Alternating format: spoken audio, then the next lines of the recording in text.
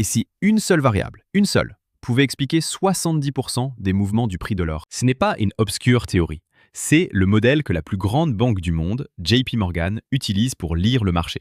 Un secret que 99% des investisseurs ignorent complètement. Aujourd'hui, je ne vais pas seulement vous le révéler. Je vais vous montrer comment un tout petit changement, qui se déroule en ce moment même, pourrait, d'après des calculs de leurs propres analystes, envoyer l'or vers des sommets que personne n'ose encore imaginer. Alors, restez avec moi, parce que ce que vous allez découvrir risque de changer à jamais votre façon de voir l'or. Pour nous, investisseurs particuliers, l'or, c'est un vrai casse-tête. On nous répète que c'est LA valeur refuge. Pourtant, parfois, en pleine crise, son prix s'effondre. On entend tout et son contraire.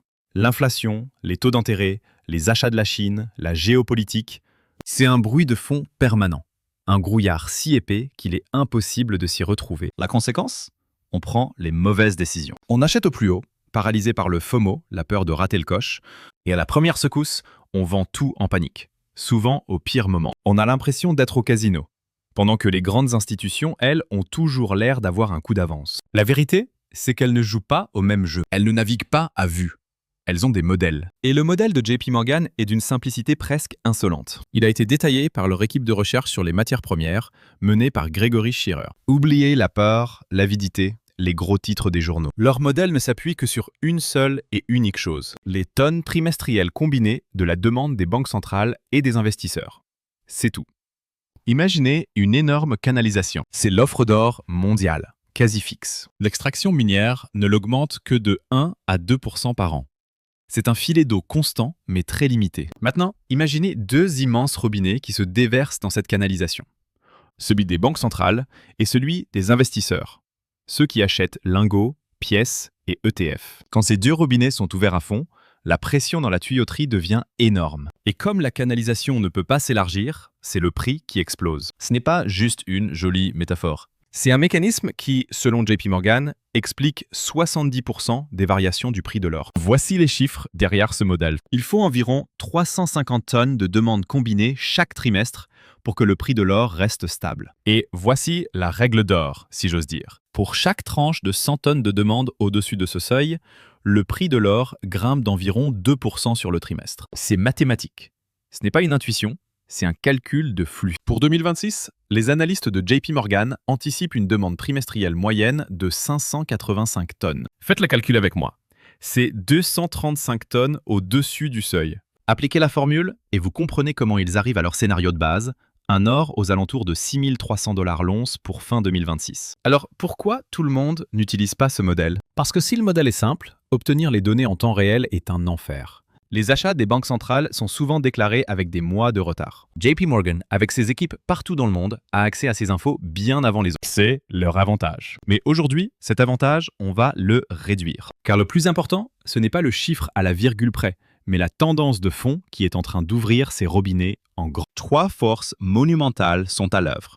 Et aucune ne semble sur le point de s'arrêter. Première force, la dédollarisation massive des banques centrales. Depuis que les réserves russes en dollars ont été gelées, un message a été envoyé au reste du monde. Vos dollars ne sont pas vraiment à vous. La réponse a été immédiate. Une ruée vers l'or. Un actif que personne ne peut ni saisir ni imprimer. Selon une enquête du World Gold Council, 95% des banques centrales prévoient d'augmenter ou de maintenir leurs réserves d'or. La Chine, la Pologne et bien d'autres accumulent. Il ne s'agit pas de spéculation, mais d'une quête de souveraineté. Ces achats sont structurels, ils ne dépendent pas du prix. Deuxième force, les épargnants fuient le risque de la dette. Pendant 40 ans, le portefeuille 60-40, actions et obligations, était la Bible. Les obligations d'État, c'était la sécurité absolue. Mais aujourd'hui, rien qu'en France, la dette publique a dépassé les 3 500 milliards d'euros, flirtant avec les 116% du PIB et ça continue de grimper. Posséder une obligation française à 30 ans, c'est un pari de plus en plus risqué. Les investisseurs réalisent que le zéro rendement de l'or n'est pas une faiblesse, mais sa plus grande force. C'est un actif qui n'est la dette de personne. Il préserve la valeur là où les obligations risquent de la détruire. Troisième force, le changement de regard de Wall Street. C'est le changement le plus puissant et le plus silencieux. Pour les grandes institutions, l'or n'est plus une simple assurance en cas de pépin. Il devient un actif de base, un incontournable de tout portefeuille diversifié. Les stratèges ne parlent plus d'allouer 1 ou 2%, mais 5, 10, voire 20% aux actifs réels comme l'or. Quand les fonds de pension et les assureurs modifient leurs règles de gestion, cela déclenche des vagues d'achats de plusieurs milliers de milliards de dollars. quel que soit le prix. C'est un véritable changement de paradigme. Maintenant que vous avez les clés, accrochez-vous. Revenons aux analystes de JP Morgan, et en particulier à un certain Nicolo Panigiirtzoglou. Il a posé sur la table un scénario qui donne le vertige. Actuellement, les investisseurs mondiaux détiennent environ 3% de leur portefeuille en or. Le scénario de base de JP Morgan à 6 300 $ suppose que ce chiffre ne bouge pas. Mais que se passerait-il si ces investisseurs, inquiets face aux dettes colossales, décidaient de se protéger un peu plus? Panigiirtzoglou a calculé ce qui arriverait si cette allocation passait de 3% à seulement 4,6%. Un tout petit mouvement de 1,6 points. Le résultat?